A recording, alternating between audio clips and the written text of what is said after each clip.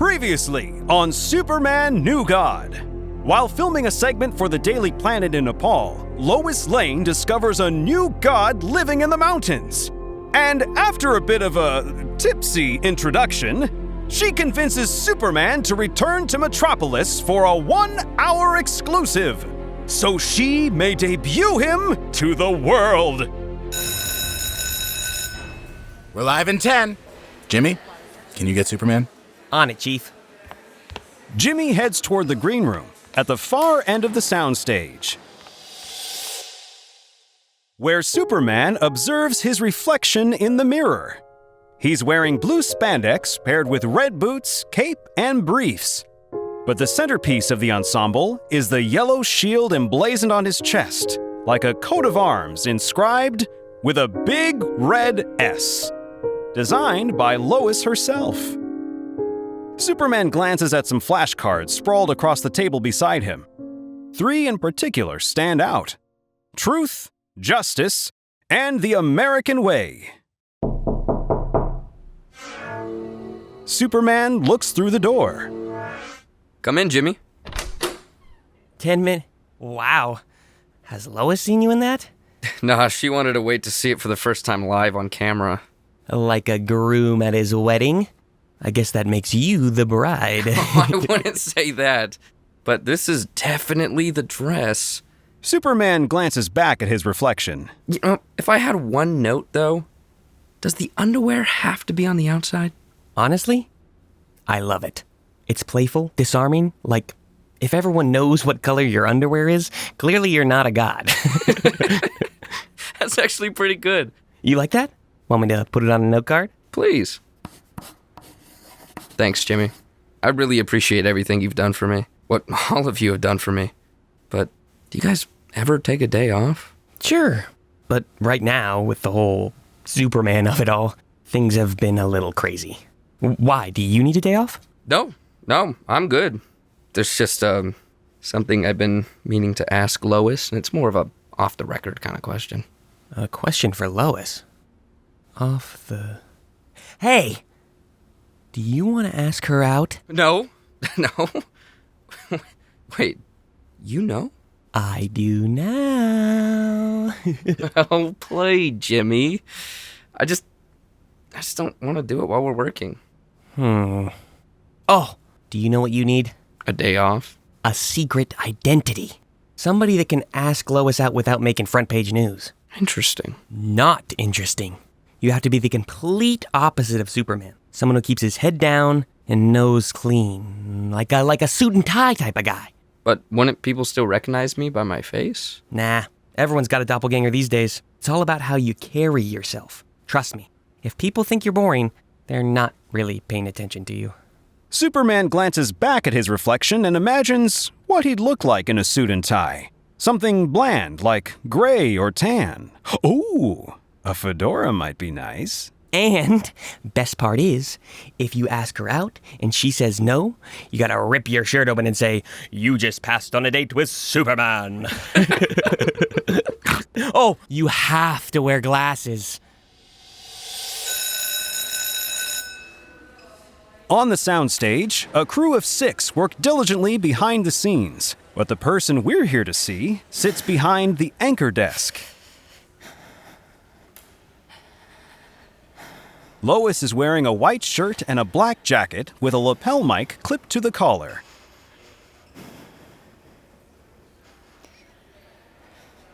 Lois? You all right? Oh, and Perry's in her ear. It sounds like you're about to pass out. Oh, that mic is pretty sensitive, huh? I'm good.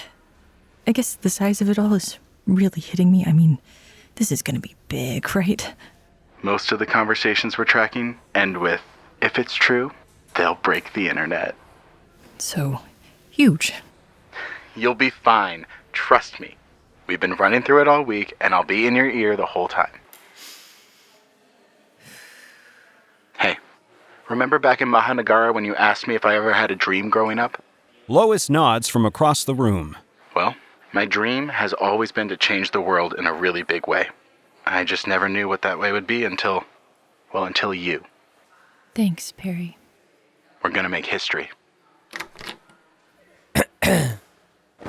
Everyone turns toward the man in spandex, and suddenly,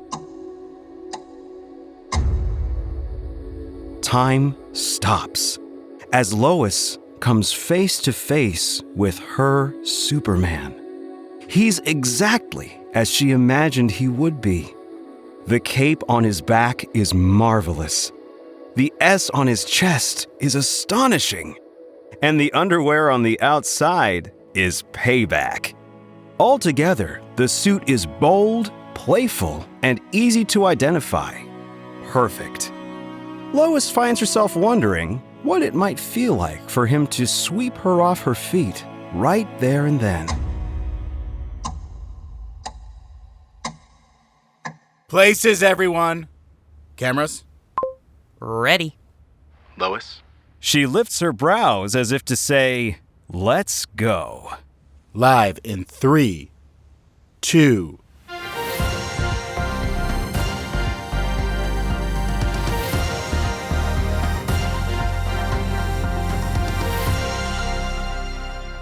Heracles, Gilgamesh, Perseus, and Maui. The pages of human history are filled with tales of heroes who transcended the limits of human abilities and garnered praise for helping people. During an expedition through the Himalayas, we happened upon one such hero capable of superhuman feats. I'm Lois Lane, and you're watching a Daily Planet World exclusive. Over the next hour, we'll dive into who this hero is, where he came from, and what powers he possesses. Also, be sure to stay till the very end for our live interview with Superman. All coming to you next after a word from our sponsors. Come one, come all! Callie's Circus is in town! So kids, tell your parents. I want to go to Halley's! To experience spectacular sights and frights Popcorn! the whole family can enjoy. Peanuts! And don't miss the death-defying flying Graysons! Under the Big Top every night at 9, all summer long in Centennial Park, the heart of Metropolis. They air the segment on Mahanagara, The Avalanche, The Fire, and their live audience crescendos with a mammoth 65 million viewers in time for the climax of the show, Superman and Lois, at the Anchor Desk for a one-on-one exclusive. Superman, let's cut to the chase. Are you a god? No, ma'am. Are you the son of a god? No, ma'am. Have you been blessed by a god? No, ma'am. But you can understand my line of questioning. If I may paraphrase from the book of Revelation, he will come from the clouds, and every tribe on earth will see him, whose eyes are like a flame of fire, and with the name that no one knows but he himself. That's not you. No, Miss Lane. I'm just a guy who wears his underwear on the outside. So, if not a god, what are you? I'm an alien. To be clear, you're saying you were born on another planet. Yes. A ship crash landed here when I was just a baby. In truth, I don't know anything about where I'm from. Where's the ship? Hidden. I don't want that to fall in the wrong hands. Were there others with you? I came alone. And Lois notices a loneliness in him that she hadn't noticed before. The kind of loneliness unique to someone homesick for a home they'd never known. I can't imagine the circumstance that would have forced a parent to send their child out into the universe alone. It could have only been a desperate decision. Superman turns to Lois, flustered by her insight. But you did have parents here on Earth, right? Absolutely. And for my money, the greatest parents on Earth. Are you prepared to share with us who they are and where you were raised? No, ma'am. To protect their privacy and afford them some semblance of peace, I must withhold that one thing. Of course. But you were raised human, and obviously you pass for human. Do you also do human things? Define human things. Well, like, do you eat? Oh, I eat. In fact, it may be my single favorite thing to do. Really? What's Superman's favorite food? Beef bourguignon. Oh, with ketchup. Wait, who puts ketchup on beef bourguignon? I do. Where did you even come across that? I've been lucky enough to meet many kind, grateful people. I bet. You really like helping others, don't you? Well, what's trouble for most is no trouble for me. He flashes his gentle, goofy grin. Across from him, Lois struggles to contain her own. It would appear his smile is becoming more contagious. Why is your mouth twitching like that? Yes. Why do you save people? You know, growing up, I always used to ask my parents why they thought I had these powers. And the only reasonable answer we could ever come up with was to help people as quickly and as decisively as possible. Your parents sound like pretty remarkable people. Oh, Miss Lane, you'd love them. And Lois can't help but imagine what meeting them might be like. Not as a reporter, perhaps over the holidays, as a... Hey, get to his powers. If I recall, you have super strength, super speed, super jumping, super hearing, heat vision, and you can see through things. Am I leaving anything out? Well, I've never encountered anything that could hurt me. How can we trust you won't use these powers for your own self-interest? Faith, I understand that premise will be difficult for a lot of people. And I want to be upfront about that. I know. But all I could do is give you my word that I won't. And to help establish some of that faith, I prepared 3 principles I promise to stand by for as long as I live. First, truth through transparency. That is in large part of why I'm here today. I want to be clear about who I am and what I could do, so there are no surprises if we meet in the future. Second, justice above all. Although it will be impossible to contain me, I promise to answer for any consequences that result from my actions in accordance to the laws of your lands. However, I will only agree to a sentencing I can carry out while continuing to help people. And finally, I won't pretend that I wasn't influenced by my parents and their way of life. As such, it is a personal priority to uphold their values of resilience, reliability, and integrity, or what my pa calls the good old-fashioned American way. Lois stares at him in awe. Although they had rehearsed those principles repeatedly, he had clearly taken them to a whole other level. So, how does one get a hold of you? Just shout. Super hearing. Of course, and you'd be able to hear me through all the noise in the world. That's right. What about now? Yes, ma'am. Can you still hear me? Miss Lane, I'm always listening for you.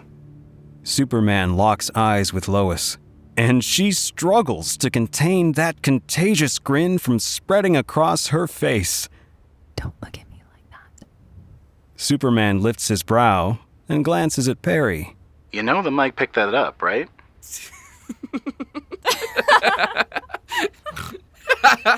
They hit 1 billion views in 24 hours.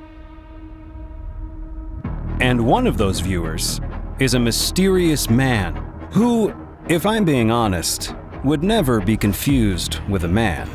He watches the interview, wide-eyed and grinning, from the comforts of his lavish office, filled with trophies of his conquests over the centuries.